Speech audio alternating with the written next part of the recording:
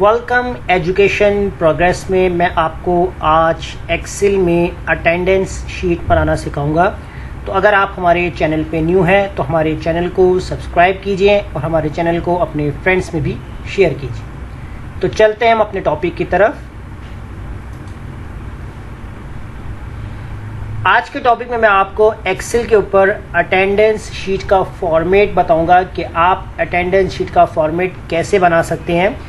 तो उसके लिए यहाँ पर आपको जो चीज़ें रिक्वायर्ड होंगी अटेंडेंस के रिलेटेड, तो ये अटेंडेंस शीट आप एम्प्लॉयज़ के लिए भी और स्टूडेंट्स के लिए भी आप यूज़ कर सकते हैं, लेकिन फॉर्मेट कैसे बनेगा वो आपको आना चाहिए।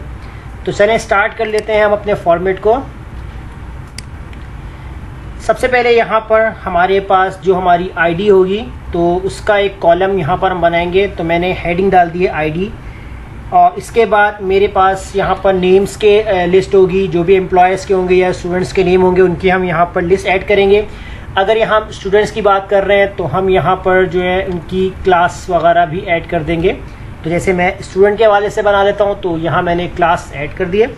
फिर इसके बाद एक सेल्स के अंदर जो हम यहाँ पर इस तरीके से बनाएंगे डेट, और उसके बाद नीचे हम लिख देंगे डेज। अब ये एक ही सेल्स के अंदर ऊपर नीचे मैंने जो है यहाँ पर डेट और डेज कैसे मेंशन किए हैं और क्यों, तो फॉर्मेट कंप्लीट होगा तो आपको समझ में आएगा। और इसके बाद यहाँ पर आपको एक रॉ में डेट चलानी है और एक रॉ में आपको यहाँ पर डेज चलाने हैं। अब यहाँ हम क्या कर लेते हैं कि जैसे एक सैंपल बना रहा हूँ तो आप अपने हिसाब से जो भी, अगर आपको यहाँ पर डेट जिस मंथ की आप बना रहे हैं तो आप एक्चुअल डेट यहाँ पर ऐड करके उसको ड्रैग करवा लीजिएगा। यानी कि अगर आप जनवरी की बना रहे हैं, फेब की, मार्च, अप्रैल, मई, जो आपको मंथ यूज़ करना है। तो फिलहाल हम यहाँ पर इस तरीके से काउंटिंग ऐड कर देते हैं 1 से लेकर 30 तक। तो मैं इन दोनों सेल्स को जो है यहाँ पर सिलेक्ट कर लूँगा और इसको मैं यहाँ से ड्रैग करवा लूँगा, क्योंकि मुझे ड्रैग करवाना है 30 तक। तो मैं इसको यहाँ तक जो है वो इस तरीके से ऐड करवा लूँगा। तो ये मेरे पास जो है नंबर ऑफ डेज 30 जो मेरे पास रिक्वायर्ड है। तो ये डेट की हमारे पास रो आ जाएगी। और डेज़ की बात करते हैं तो अभी फ़िलहाल जो डेट के हिसाब से आपका दिन पड़ रहा होगा, अगर मंडे को फर्स्ट है या ट्यूसडे को फर्स्ट है या वेडनेसडे को फर्स्ट है, तो वो आप एक्चुअल इसमें ऐड करेंगे। तो ये एक बार फिर बता दूं कि ये एक सैम्पल है, एक फॉर्मेट है कि किस तरीके से बनाया जाएगा। तो अभी हम इसके ऊपर फोकस करेंगे। और यहाँ अब मैं क्या कर लेता हूँ, डेज़ को इस तरीके से मेंशन कर लेता हूँ, मंडे और ट्यूसडे। तो इनको भी मैं यहाँ से सेलेक्ट कर लेता हूँ और इसको मैं ड्रैग करवा दूंगा कहाँ तक, जहाँ तक मैंने अपनी डेट जो है ड्रैग की थी। तो मैं यहाँ पर ड्रैग कर लूँगा 30 तक। तो ये मेरे पास जो है अब इस तरीके से नंबर ऑफ डेज भी ऐड हो चुके हैं। तो डेट और डेज अब आपको समझ में आ गया होगा कि हमने इस तरीके से जो है इसको अप्लाई किए। अब यहाँ पर इस तरीके से नीचे वाले सेल अक्सर ब्लैंक्स हैं, तो आप कुछ नहीं करें, इन दोनों सेल्स को सिलेक्ट करके यहाँ से मर्ज करवा लीजिए ताकि आपका फॉर्मेट जो है वो इन दोनों रॉस को जो है वो कवर कर ले। तो मैं इसको मर्ज कर लूँगा यहाँ पर, और इसको भी यहाँ से मैं इस तरीके से मर्ज कर लूँगा। और इनकी अलाइनमेंट अगर आपको यहाँ पर सेंट्राइज करनी है तो इस तरीके से सेंट्राइज कर सकते हैं। अब इसके बाद हम बात करेंगे यहाँ पर हमारे पास जो है नंबर ऑफ आईडीज़ के, आप कितने स्टूडेंट्स का डाटा बनाना चाह रहे हैं, तो वो आप यहाँ पर इस तरीके से ऐड करेंगे। तो फिलहाल एक 5 नंबर्स हम यहाँ पर ले लेते हैं, यानी कि 5 स्टूडेंट्स को ऐड कर लेते हैं और उन 5 स्टूडेंट्स के जो नेम होंगे वो हम यहाँ पर ऐड करते हैं।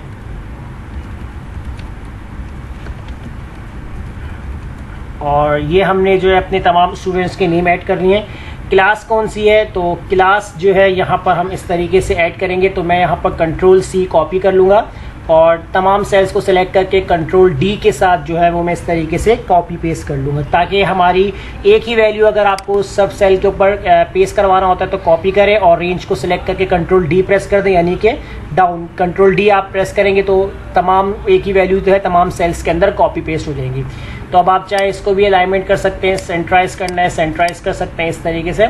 अब यहाँ आपको एक काम क्या करना है, अब हम ये पूरा एरिया सिलेक्ट कर लेते हैं। तो सिलेक्ट करने के लिए अगर आपके पास डाटा लॉन्ग में हो तो माउस से आपको सिलेक्ट करने में प्रॉब्लम हो तो आप क्या करें, आप अपने टेबल के ऊपर रहे, आपने यहाँ पर Ctrl+Shift यानी कंट्रोल और शिफ्ट आपने दबा के रखना है, और आपके कीबोर्ड में जो राइट अप डाउन एरो जो होते हैं आपने इनको यूज़ करना है। कैसे करें, Ctrl+Shift और डाउन एरो यूज़ करूँगा तो जहाँ तक मेरा डाटा जाएगा वहाँ तक सिलेक्शन बनाएगा।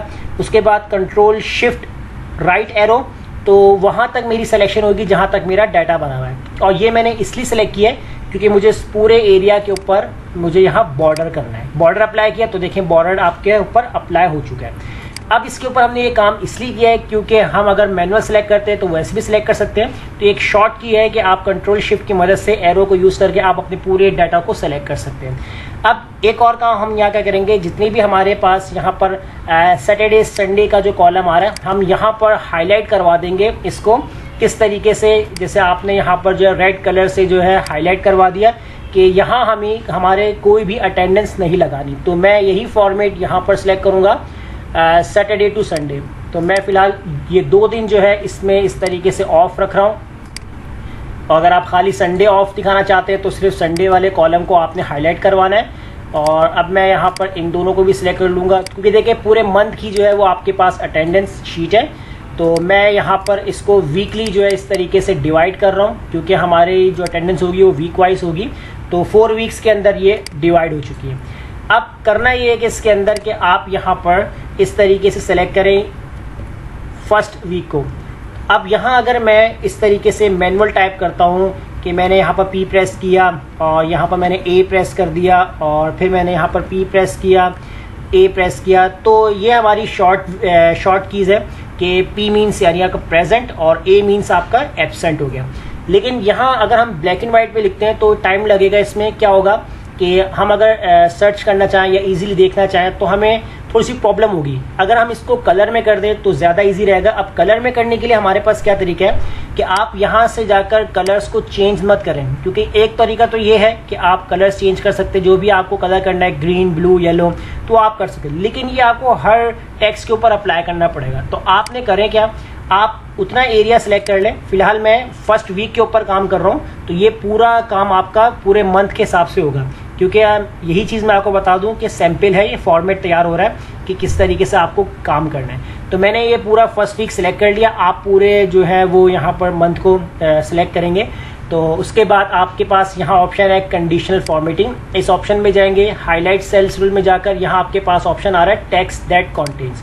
अब यहाँ देखें, सबसे पहले देखें आपके पास ऑप्शन आ रहा है आपको क्या टाइप करना है। अगर कुछ ना लिखा हो तो आप यहाँ पर P प्रेस करें और प्रेजेंट के लिए आपको जो फॉर्मेट रखना है, तो मैं यहाँ पर ग्रीन फॉर्मेट सेलेक्ट करूँगा कि जिसका फिल कलर भी ग्रीन है और टेक्स्ट कलर भी ग्रीन है, और इसको मैं कर दूंगा ओके। तो अब मैं यहाँ पर क्या करूँगा, बाहर सिलेक्शन नहीं हटाऊँगा क्योंकि मुझे ये एरिया सेलेक्ट रखना है, क्योंकि मुझे भी एब्सेंट के लिए भी यही काम करना है। तो मैं दोबारा से जाऊँगा हाईलाइट सेल रूल और यहाँ से जाऊँगा टेक्स्ट दैट कॉन्टेन में, और यहाँ पर अब मैं प्रेस करूँगा A यानी एब्सेंट के लिए। तो एब्सेंट के लिए देखें यहाँ पर मैंने येलो सेलेक्ट करना है, येलो सेलेक्ट कर ले। अगर आपको रेड सेलेक्ट करना है तो आप रेड ही इसके अंदर रहने दीजिए और इसको कर दीजिए ओके। अब देखें, अब मैं इस पूरे कंडीशन के अंदर अप्लाई कर चुका हूँ, यानी कि इस पूरे फर्स्ट वीक के अंदर मैंने ये कंडीशन लगा दी है। अब अगर मैं इस पूरी सिलेक्शन में से कहीं पे भी अगर मैं P प्रेस करता हूँ तो देखें ऑटोमेटिकली क्या होगा, आपकी जो कंडीशन है वो अप्लाई हो रही है, क्योंकि मैंने एरिया पूरा सिलेक्ट किया हुआ था प्रेजेंट एब्सेंट के लिए। अब देखिए, मुझे टेक्स्ट को या फिल कलर मुझे यहाँ पर करना नहीं पड़ रहा, मैंने कंडीशन लगा दी है तो वो कंडीशन ऑटोमेटिकली यहाँ पर काम कर रही है। तो मैं इसको फ़िलहाल इस तरीके से मैनुअली जो है इसको फिलअप कर लेता हूँ। तो आप जो है अपने हिसाब से जो आपको इसमें रखना है, ऐड करना है, वो आप इसमें ऐड कर सकते हैं। तो मैंने जो है फ़िलहाल इस तरीके से एडिशन कर लिया। अब देखिए, मैंने फर्स्ट वीक के साथ तो ये काम कर लिया। तो अब मैं यहाँ पर इस पूरे एरिया को कॉपी करवा कर हर वीक के अंदर कंट्रोल V के साथ जो है वो मैं इस तरीके से पेस्ट कर दूंगा, क्योंकि यही अगर मैं फिलअप करूं तो अभी थोड़ा टाइम लग जाएगा। तो यहाँ आपको समझ में आ गया होगा कि किस तरीके से आपने जो है वो कंडीशन बनानी है।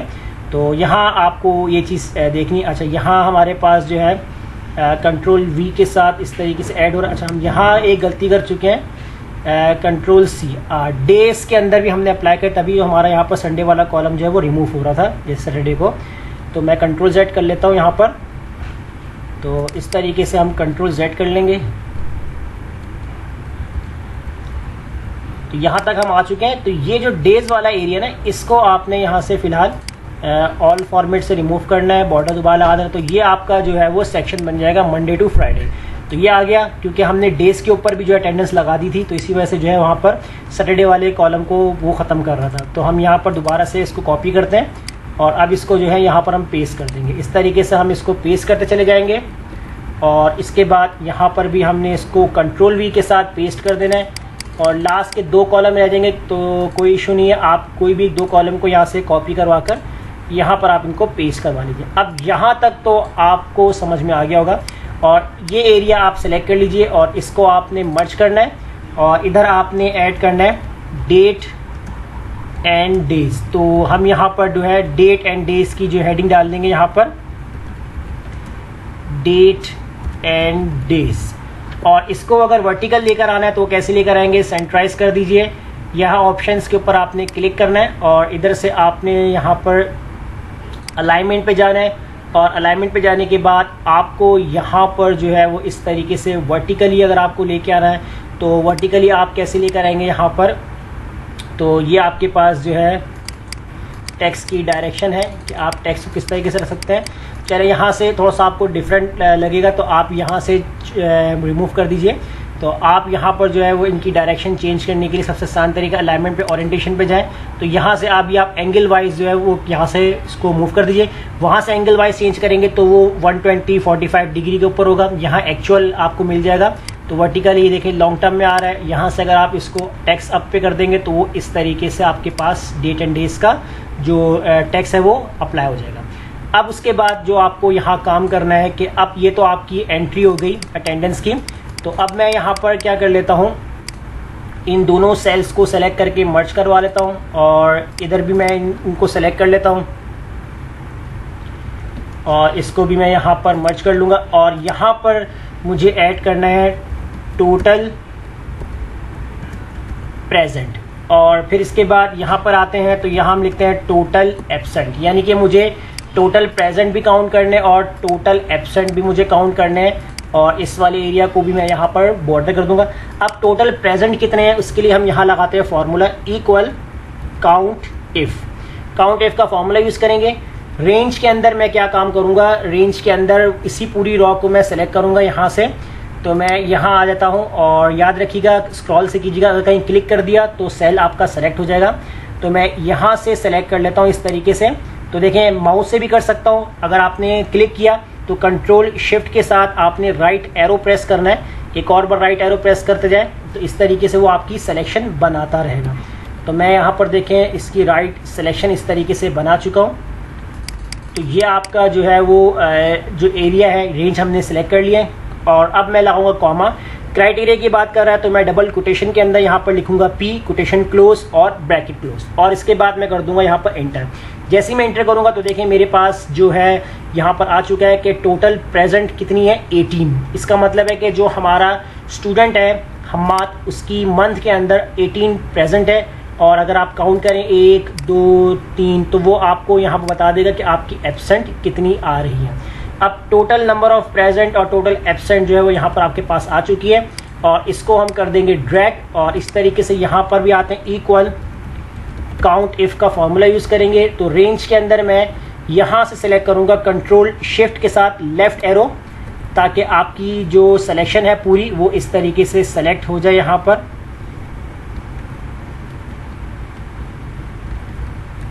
तो ये देखें पूरी सिलेक्शन हमने बना ली है कीबोर्ड के थ्रू। माउस से आपको इजी लगे, कीबोर्ड से इजी लगे, आपकी चॉइस के ऊपर है। कॉमा लगाएंगे, कोटेशन के अंदर ए दिया, कोटेशन क्लोज, ब्रैकेट क्लोज और एंटर। तो देखें यहाँ आपके पास जो है वो एब्सेंट बता रहा है कि टोटल एब्सेंट कितनी है 4 है, तो इसको हम कर देंगे ड्रैग।